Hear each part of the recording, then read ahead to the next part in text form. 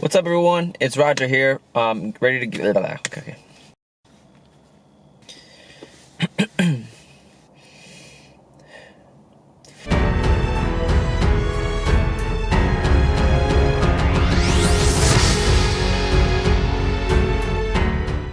What's up, everyone? Roger here again, ready to give you the real breakdown on The Darkest Hour. As I mentioned earlier, I'm trying to watch as many of the Oscar-nominated films for 2017. So I just watched Darkest Hour, walked out of that feeling very motivated, very inspired. It was a very good film.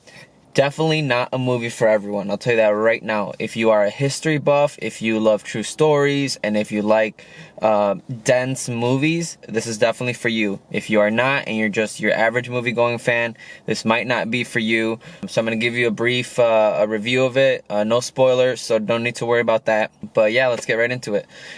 So, Darkest Hour. Man, all I can say is Gary Oldman doesn't look like Gary Oldman. He looks like freaking Winston Churchill.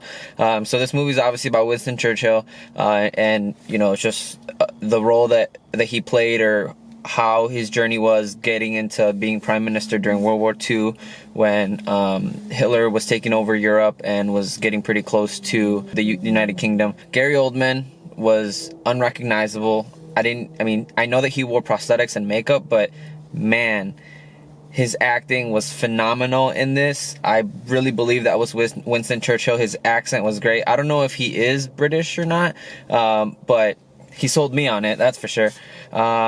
Lily James. I did not know she was in this film. When she showed up, I got all giddy. I love Lily James. You know, whether it was in Cinderella or Baby Driver more recently, she's phenomenal. I think she's adorable. She did a fantastic job. I loved her role because Winston Churchill was this rough and tough kind of character that Gary Oldman was playing, and then Lily James was kind of more of this emotional side character that would always kind of ground him. Same with his wife. I don't know the name of the actress, but there were a lot of smaller roles that helped to make this movie a lot more realistic and a lot more believable, because this is a true story. So you definitely want to get those feelings in there. But like I said, this is a dense film. Sometimes it's really hard to understand. I mean, because they do talk in a British accent, and sometimes it's a little hard to understand, so you really got to be paying attention. The lady sitting next to me fell asleep within the first 30 minutes.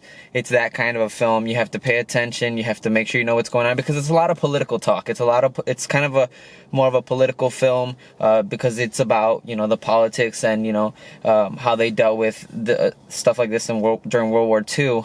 It is history based. I don't know how historically accurate this film is, but I will say that there were certain points where even I was kind of getting a little, a little tired, but I stuck through it. And midway through the movie, there's a scene that definitely kind of just, wakens you up, and you're like, oh, okay, yeah, I'm back in this, and I just really liked the amount of history that was put into it.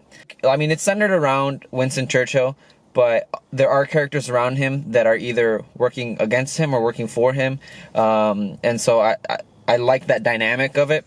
So I definitely thought this was a worthwhile film. Like I said, it's not for everyone. I thought it was solid. The acting was good. The staging, oh my gosh, the cinematography, I mean, how the movie looked was fantastic. It made me want to honestly go to England and just be like, yo, can I just go chill right now? And another thing too that I really liked, another movie that's also nominated for Oscars is Dunkirk. This film made me want to watch Dunkirk. So that's actually, I think, a good double feature. I've already seen Dunkirk, so I'm not going to go see that again today. But if you guys want a good double feature, do Darkest Hour and Dunkirk. It doesn't matter, vice versa. I watched Dunkirk first. You can watch. I want to go see it now, even though I'm not. But they have to do with each other, so those two would be good to watch together. As far as Oscars go, not going to be the top on my list for a winner of Best Movie of the Year, but I definitely think it was worth the watch. And like I said, if you're just an average movie-going fan, this is probably not going to be for you. You're going to fall asleep, and you're going to feel that maybe you wasted some money. But if you're definitely into the higher echelon of movie fanism, then I definitely think this might be for you. So, yeah, I thought it was pretty good. And that right there, that's the real breakdown for you guys on The Darkest Hour. We'll see you later.